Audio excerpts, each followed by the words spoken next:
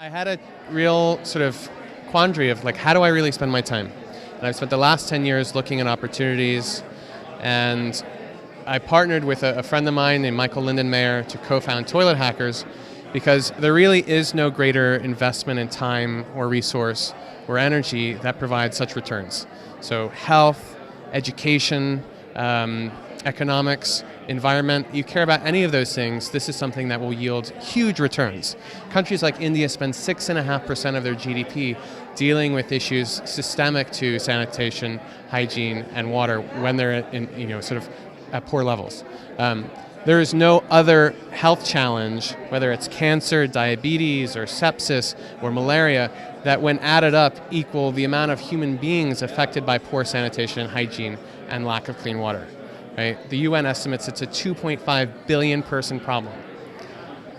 UNC estimates that if you combine that with those who basically have access but don't have untreated, but are using untreated sewage, there's a 4 billion person problem. That's 60% of humanity. That is the largest global health challenge of our time. Something worth caring about and something worth doing a lot about.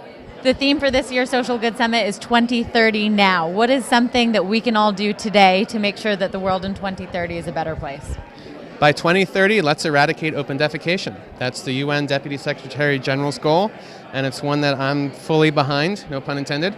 But I think that, it's a very serious issue, but it's one that requires a little bit of humor.